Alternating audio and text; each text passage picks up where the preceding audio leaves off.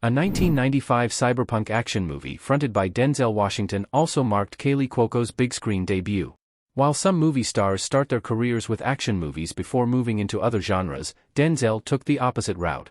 Denzel Washington's movie CV is filled with stirring dramas and taut thrillers like Training Day, but in the early stages of his career, he largely avoided traditional action roles. Crimson Tide is a psychological thriller at its core, and while 1991's Ricochet is a secret die-hard spin-off, it too largely eschews action. Washington's move into action began in earnest with 2004's Man on Fire, and in the 20 years since, he's fronted the Equalizer trilogy and Two Guns. Having a star of Washington's talent can elevate the most familiar of material. There are many ways a film like The Equalizer could have been a silly B-movie, but the star brings humanity to the film, making it something more memorable. While he often avoided action flicks before the 2000s, Washington first tried out the action genre with Virtuosity, where his cop has to chase down a killer played by Russell Crowe.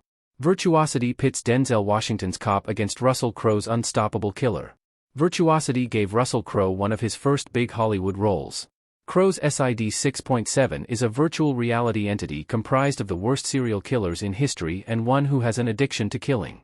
Sid later escapes into an artificial, regenerating android body, and goes on a killing spree that only Washington's disgraced cop Parker Barnes can stop.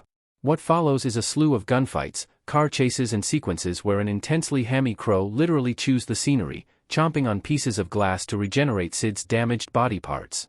This Denzel Washington action movie Virtuosity is hopelessly dated and derivative, but it has some solid action, and having a cast comprised of Washington, Crowe, and Roadhouse's Kelly Lynch means it's never once dull.